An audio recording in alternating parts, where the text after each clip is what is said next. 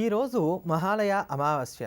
ఈ రోజు నుంచి కూడా ప్రారంభం చేసి ఎవరైతే ప్రతినిత్యం కూడా నవరాత్రులంతా కూడా ప్రతిరోజు కూడా లలితా సహస్రనామ స్తోత్రాన్ని పారాయణ చేస్తారో వారందరికీ కూడా అమ్మవారి యొక్క అనుగ్రహం కలుగుతుంది. నవరాత్రుల్లో మొదటి 3 రోజులు కూడా కాళికా స్వరూపంగా, మధ్యలో ఉండేటువంటి 3 రోజులు కూడా మహాలక్ష్మి స్వరూపంగా, చివరిలో ఉండేటువంటి మూలా నక్షత్రం నుంచి కూడా ప్రారంభమయ్యేటువంటి 3 రోజులు కూడా సరస్వతి స్వరూపంగా చెప్పబడతాయి. అందుకనే మహాకాళి, మహాలక్ష్మి, మహాసరస్వతుల యొక్క పరిపూర్ణమైనటువంటి అనుగ్రహాన్ని పొందడానికి ఈ నవరాత్రులు బహుదా ఉపకరిస్తాయి. ఈ ముగ్గురమ్మలకు కూడా మూలపుటమైనటువంటి తల్లి లలితా త్రిపుర సుందరి గనక ఎవరైనప్పటికీ కూడా ప్రతిరోజు కూడా ఏ అవతారం ఉన్నప్పటికీ, ఏ అలంకారం ఉన్నప్పటికీ, ఆ రోజు ఏ విశేషం ఉన్నప్పటికీ కూడా మార్చకుండా సాయంకాలం వేళ కానీ ప్రాతకాలంలో కానీ ఈ లలితా సహస్రనామ స్తోత్రాన్ని పారాయణ చేసి ప్రతిరోజు కూడా సువాసనైనటువంటి వారికి పండు తాంబూలాదులు, పసుపు కుంకాలను కనుక ఇచ్చి వారి దగ్గర ఆశీర్వాదం తీసుకున్నట్లయితే కనుక సౌభాగ్యం 10 కాలాల పాటు వర్ధిల్లుతుంది. ఇదే లలితా సహస్రనామ స్తోత్రాన్ని ప్రతిరోజు కూడా పారాయణ చేస్తూ రేపటి నుంచి వస్తున్నటువంటి నవరాత్రిలో ప్రతిరోజు కూడా కుమారి పూజను కనుక చేసినట్లయితే మన మనస్సులో ఉండేటువంటి కోరికలు నెరవేరుతాయి. కుమారి పూజ అంటే అర్థం ఏమిటి?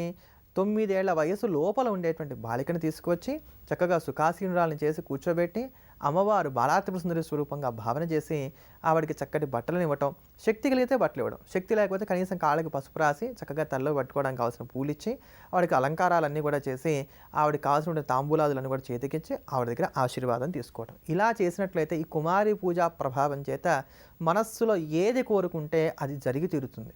రేపటి నుంచి కూడా ప్రారంభం చేసి మొదటి రోజు 2 ఏళ్ల కన్య, అలానే 2వ రోజున 3 ఏళ్ల వయసు ఉన్నటువంటి కన్య, అలానే 4వ రోజున 5 సంవత్సరాలు ఉన్నటువంటి కన్య, ఇలా కనుక రోజుకు ఒక సంఖ్యా ప్రకారంగా మనం పెంచుకుంటూ వెళ్ళినట్లయితే కొన్ని విశేషమైన ఫలితాలు కూడా సంప్రాప్తం అవుతాయి.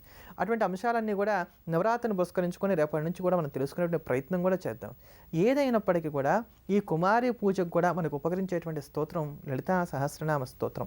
ఈ నవరాత్రుల్లో ఎవరైతే వదిలిపెట్టకుండా ప్రతిరోజు కూడా లలితా సహస్రనామ స్తోత్రాన్ని పారాయణ చేస్తూ ఉంటారో వారి మనస్సులో ఉండేటువంటి కోరికలన్నీ నెరవేరుతాయి. ఏకోత్తర వృద్ధిగా పారాయణ చేసినట్లయితే మరింత మెరుగైనటువంటి ఫలితాలు వస్తాయి. ఏకోత్తర వృద్ధి అంటే మొదటి రోజు ఒకసారి, 2వ రోజు 2 సార్లు, 3వ రోజు 3 సార్లు, 4వ రోజు 4 సార్లు, ఇలా పెంచుకుంటూ వెళ్ళాలి. ఇలా ఏకోత్తర వృద్ధిగా కనుక పారాయణ చేస్తూ వచ్చినట్లయితే మరింత గొప్పగా మనం అమ్మవారి యొక్క అనుగ్రహాన్ని పొందగలుగుతాం. అంతటి విశేషమైనటువంటి ఆ లలితా సహస్రనామ స్తోత్రాన్ని పారాయణ చేద్దాం, తరిద్దాం. रत्नकिङ्किणिकारम्यरसनादामभूषिता कामेशज्ञातसौभाग्यमार्गवोरुद्वयान्विता माणिक्यमकुटाकारजानुद्वयविराजिता इन्द्रगोपपरिक्षिप्तस्मरपूर्णाभजङ्गिका गूढगुल्फाकूर्मपृष्ठज्जयिष्णुप्रपदान्विता नखधीतिथि सञ्चन्ननमज्जनतमो गुणा पदद्वयप्रभाजालपराकृतसरोरुह चिञ्जानमणिमञ्जीरमण्डितश्रीपदाम्बुजा मराळीमन्दगमना महालावण्यसेवरिः सर्वारुणानवद्याङ्गी सर्वाभरणभूषिता शिवकामेश्वराङ्कस्था शिवा स्वाधीनवल्लभा सुमेरुशृङ्गमध्यस्था श्रीमन्नगरनायिका చింతామణి గృహంతస్థా పంచబ్రహ్మాసనస్థిత. అమ్మా, అలాంటి వాళ్ళది నిజమైన ప్రేమ కాదు, అది వ్యామోహం. ఎగ్జాక్ట్లీ చిన్నత్త, నిజంగా ప్రేమించుకున్న వాళ్ళు అలా చేయరు. ఎంత మనసు విరిగిపోతే కన్న కూతుర్ని పట్టుకొని మా దృష్టిలో చచ్చిపోయా ఉంటుందా తల్లి? అది సరే అమ్మా, తన కూతురుతో తన మాట అనేటప్పుడు ఆమె మాటల్లో వ్యథ, కళ్ళల్లో బాధ గమనించావమ్మా? పెద్దబాబుకు బర్త్డే విషెస్ చెప్పు కూడా వెళ్ళాం కదా. ఊరికే ఎలా కాలిపోతుంది? మంట పెడితేనో పడితేనో తగలబడుతుంది.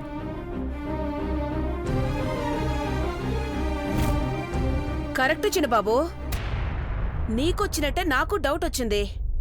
పార్వతే షర్టును తగలబెట్టిందనుకుంటా.